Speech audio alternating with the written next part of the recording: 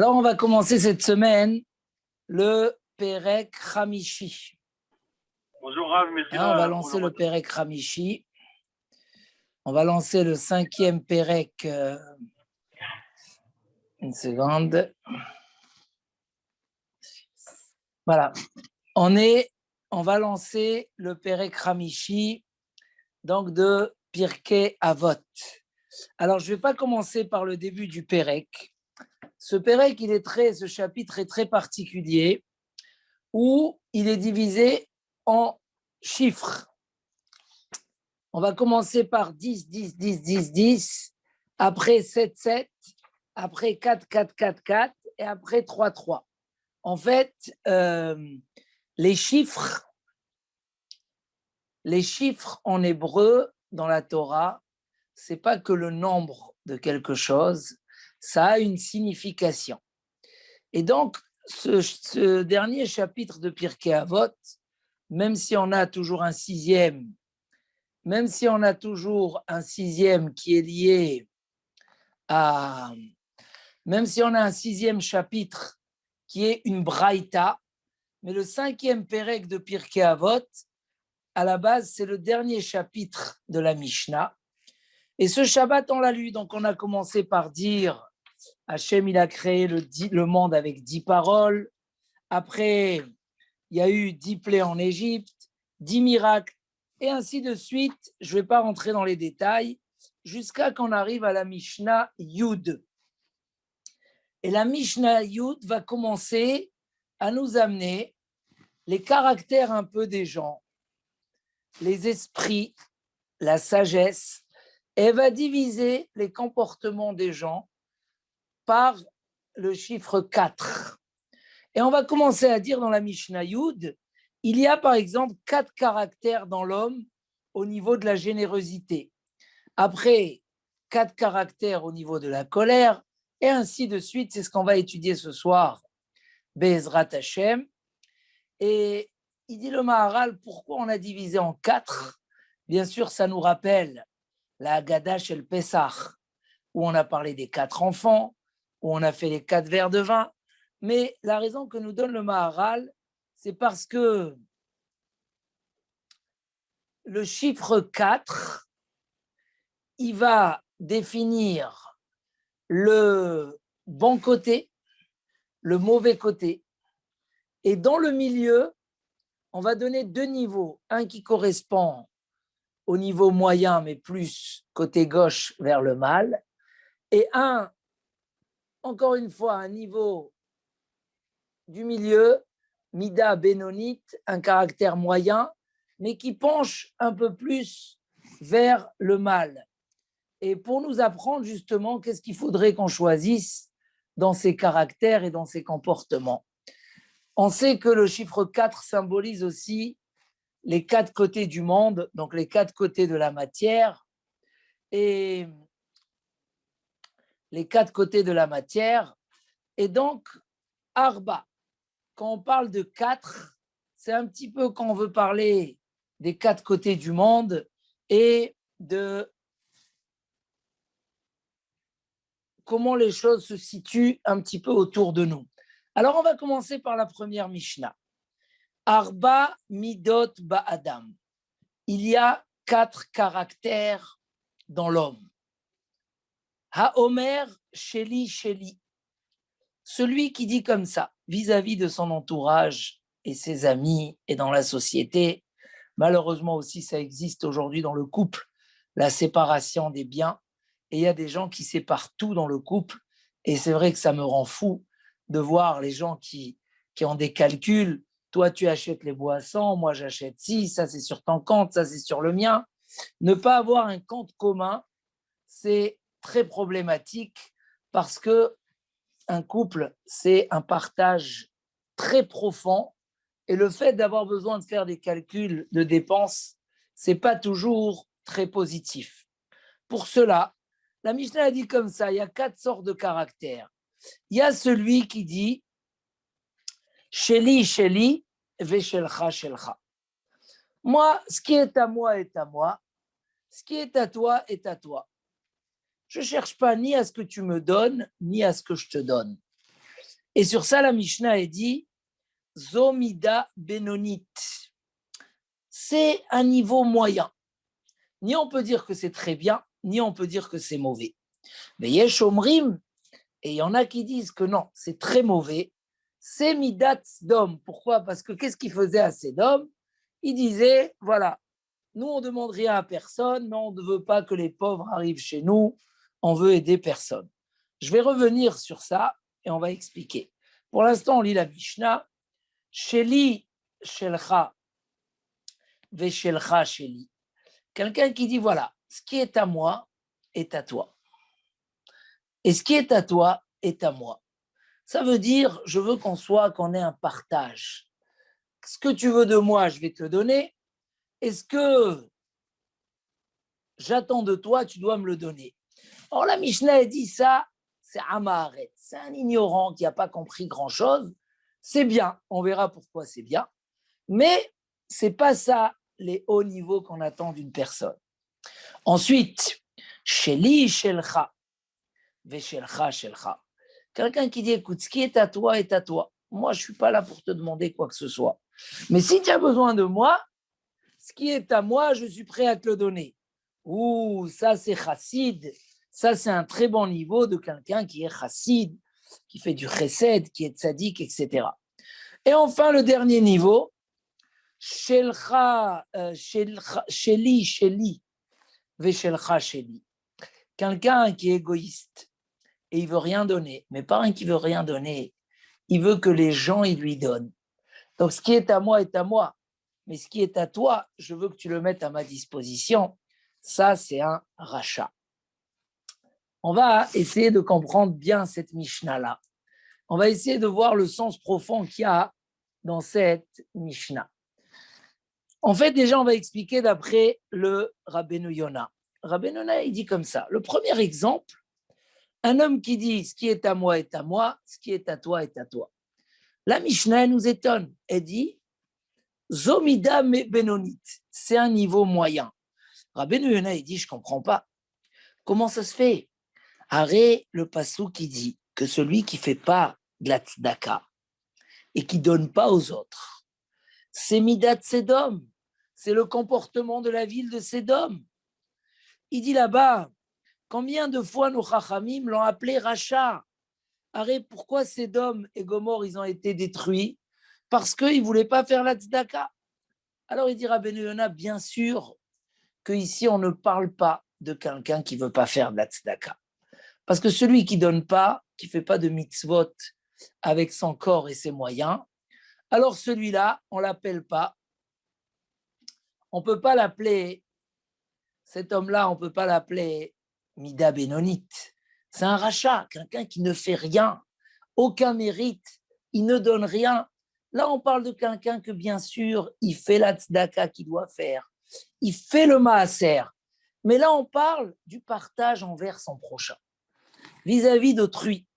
Là, la Mishnah a dit comme ça. Premier avis, il pense que cet homme-là n'est pas généreux, malheureusement. Il n'est pas généreux, il ne veut pas faire profiter les autres. Mais d'une autre part, il n'aime pas les cadeaux. Il refuse aussi de demander aux gens. Donc c'est un homme un petit peu égoïste qui veut vivre de son côté pour soi, mais il n'est pas forcément quelqu'un qui cherche à retirer ou à gratter des autres. Alors celui-là, c'est l'amida moyenne. Il y a qui disent que ça aussi c'est midat Sdom. Ça aussi c'est l'amida de Sodome, le fait qu'il ne veut pas faire profiter des gens de ce qu'il a, ça aussi c'est très grave. Donc on a deux avis sur celui-là. Niveau 2, c'est celui qui dit ce qui est à moi est à moi, ce qui est à toi est à toi. Ça, on a dit que c'est Amaharetz. Amaharetz, c'est quoi? C'est un ignorant. Ça veut dire, il dit Rabbeinu Yonah, c'est quelqu'un que quand même, il multiplie la ahava, il multiplie l'amour entre les gens. Parce que, excusez-moi, lui, il dit, si tu as besoin de moi, je te donne. Mais quand j'ai besoin de toi, tu me donnes. Ce n'est pas un niveau extraordinaire. C'est un ignorant, il n'a pas compris les qualités et les niveaux que l'homme peut obtenir s'il est Baal Chesed. Avec le Chesed, on peut faire des choses énormes. Lui, il fait du Chesed avec intérêt. Alors, d'une part, ça permet de vivre dans l'amitié, ça agrandit l'amour dans la société parce qu'il distribue, il donne ce qu'il a, mais ce n'est pas un niveau extraordinaire. Ça reste quand même un niveau qui n'est pas extraordinaire. Pourquoi ? Parce qu'il n'a pas la générosité. Troisième niveau, c'est le niveau du tzaddik. C'est un homme que par un qui ne veut pas profiter des gens, mais il est là pour leur donner et les faire profiter. Ne me donnez rien, je n'ai pas besoin, je ne cherche pas à prendre des autres. Mais moi, si je peux faire du chesed, je suis toujours là. Ça, c'est la mida du chassid. Enfin, le dernier niveau, c'est qui ? C'est le rachat. Il dira Ben Yonah, c'est un homme qui est parti à l'extrémité du mal. Et mamash, c'est quelqu'un qui détruit. C'est quoi ? C'est celui qui n'est pas prêt à donner, même avec intérêt. Mais quand il a l'occasion de prendre, alors il prend. Alors, ça, c'est la traduction et l'explication de Rabbeinu Yonah. Mais on a le Rav Dessler. Comme je vous ai déjà dit plusieurs fois, le sujet le plus apprécié par Rav Dessler dans ses cours, c'était le chesed.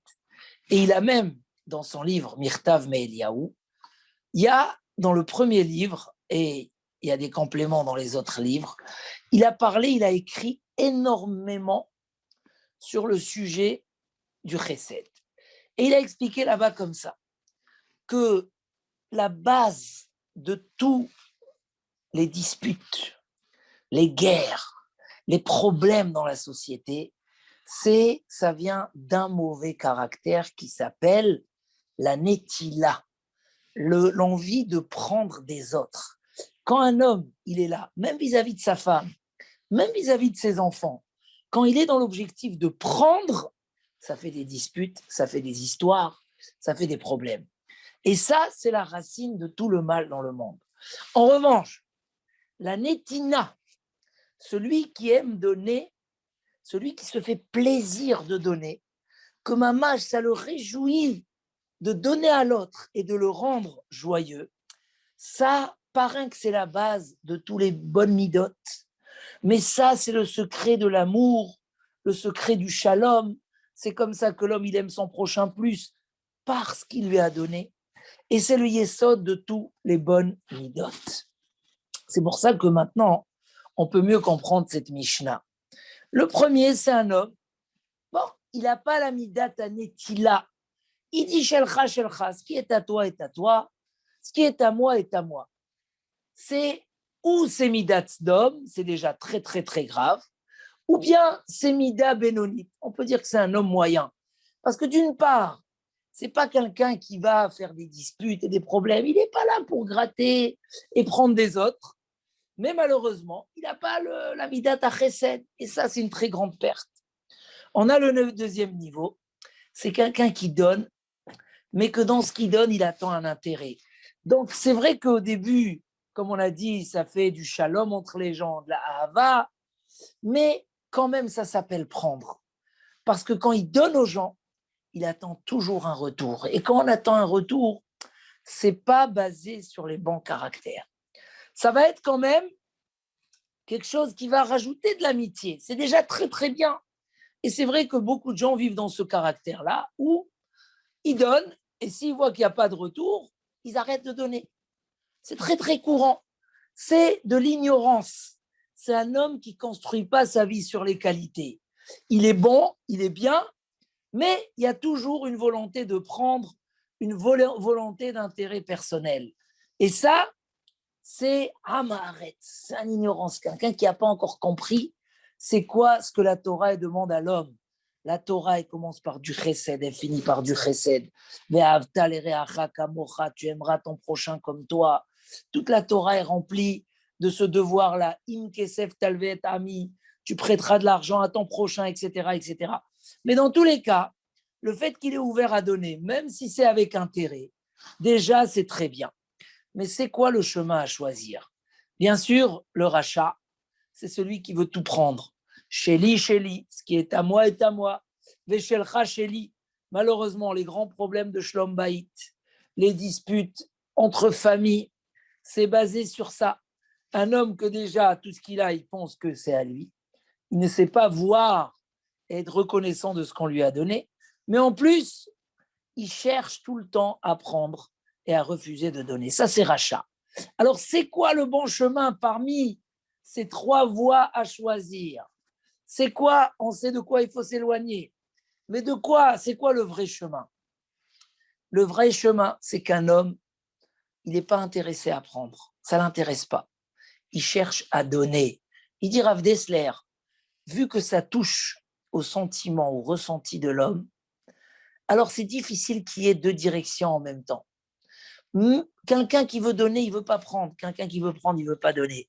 Rav Dessler, même si je n'ai pas compris jusqu'au bout pourquoi il pense qu'on ne peut pas avoir les deux choses en même temps, en tout cas, il écrit, c'est pas possible. C'est ou tu es un homme qui se fait plaisir de donner ou prendre. Même celui qui se fait plaisir de donner, même s'il sait qu'il aura un intérêt, il sait qu'il aura un intérêt. Mais le but, c'est pas l'intérêt. Quand il donne gratuitement et que pour donner. Ça, c'est le chesed de Abraham Avinu. Comment Abraham Avinu il s'est occupé de ces trois invités alors qu'il sait que demain ils vont partir. Quand Abraham Avinu il a fait une tente avec les 4 portes ouvertes, où en même temps il donnait à manger aux gens et en même temps il leur apprenait à remercier Dieu et à reconnaître Dieu. C'est des gens qu'il n'allait pas revoir. C'était une bonté sans intérêt. Ça, c'était le yesod du chesed de Abraham Avinu. C'est le vrai bonheur. Déjà, le mérite que l'homme y mérite grâce à ça. Il dit le Messilat Yesharim, Aose chesed yekabel chesed. Un homme qui fait du chesed, qui ne s'inquiète pas, Hachem va lui envoyer beaucoup de chesed. Et combien qu'il fera plus, il recevra plus. Mais ce n'est pas le but. La netina, c'est le centre de toutes les midot tovot. C'est avec ça que l'homme, après, il devient reconnaissant envers ses parents. Il devient reconnaissant envers Akadosh Baruch Hu. Parce que celui qui aime donner, évidemment que d'abord, il va donner à celui à qui il doit. C'est le secret du Shalom Bayit. Un vrai Shalom Bayit. Combien c'est dur. Aïe, aïe, aïe, l'esprit d'un homme, combien il est difficile à gérer. Qui c'est qui disait que l'esprit d'un homme, c'est plus dur à comprendre que le moteur d'une fusée ou le tableau de bord d'un avion. C'est aïe, aïe, aïe. Mais une chose peut tout régler. Quand on aime donner à l'autre, c'est marqué dans la Gemara qu'une femme kshera, elle aime faire ce qui l'intéresse, c'est faire plaisir à son mari. Mais j'ai dit toujours, pour qu'elle veuille faire plaisir à son mari, il faut qu'elle soit dans son élément. Il faut qu'elle ait ce qu'il est. Un mari, que pour lui, son souci principal, c'est que sa femme se sente bien, soit heureuse. À partir de là, il reçoit tout en retour. C'est le principe de la balle rebondissante. Mais au début, voilà, il faut oublier un petit peu son ego, il faut oublier un petit peu ses intérêts, il faut donner. Et c'est le vrai secret. On a vu la semaine dernière, Ezeu Mechoubad, qui est un homme honorable, qui a le vrai kavod, pas le faux kavod, qui est les chantages des gens. Le vrai kavod, c'est celui qui distribue l'honneur aux autres. Et ça, c'est un grand yesod dans la vie. Et c'est la première Mishnah de Pirkei Avot au sujet des caractères. Nous dire, tu veux être chassid, alors c'est celui qui dit, Sheli, Shelcha, tu es comme chez toi. Hein, on dit toujours, quand il y a un invité, on veut le mettre à l'aise. Tu es comme chez toi, mais n'oublie pas que tu es chez moi. Donc, Sheli, Shelcha, ce qui est à moi, il est pour toi. Ce qui est à toi, garde-le pour toi. Évidemment, je dis toujours que la Torah, elle a donné un cadre à la bonté. Un homme ne doit pas se mettre en danger, mettre son argent en danger, mettre sa famille en danger parce qu'il fait du chesed. On voit que même Rabbi Akiva, qui a dit Ve'ahavta l'ereacha kamocha, ze klal gadol batorah. Rabbi Akiva, il a enseigné que l'amour de son prochain, c'est une très grande règle. C'est quoi une règle? C'est une chose qui contient en elle énormément de détails de la Torah et des détails de la vie. Lui-même, il dit que si deux personnes se trouvent dans le désert et ils n'ont qu'une seule bouteille d'eau qui appartient à un des deux, qu'est-ce qu'il fait? S'il la partage en deux, les deux, ils vont mourir dans le désert. S'il la boit tout seul, il va voir son ami mourir. Qu'est-ce qu'il doit faire? Il dit Rabbi Akiva, c'est toi qui la bois. Chayecha kodmin lechayecha verecha. Ta vie devance celle de ton ami. Rabbi Akiva, mais tu aimeras ton prochain comme toi. Oui, mais pas au détriment de toi et de ta famille. Donc je dis comme ça, le chesed ne doit pas avoir de limite. C'est pas parce que je t'ai aidé 10 fois que je peux pas t'aider 15.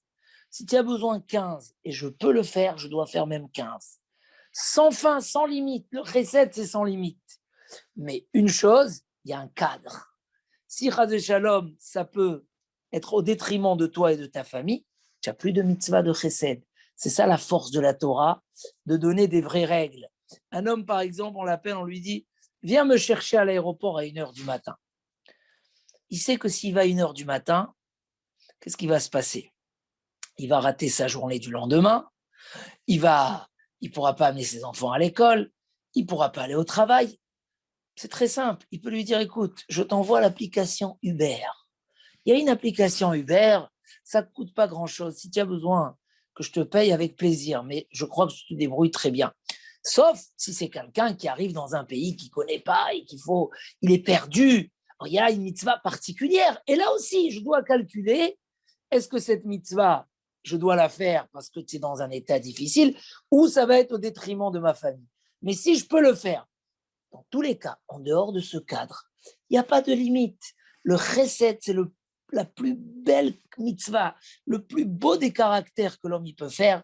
Et surtout dans cette période avant Shavuot, on a un devoir de se renforcer, comme il dit le prophète. Ma Hashem Elokecha. Ils ont beaucoup ramené ce pasouk-là.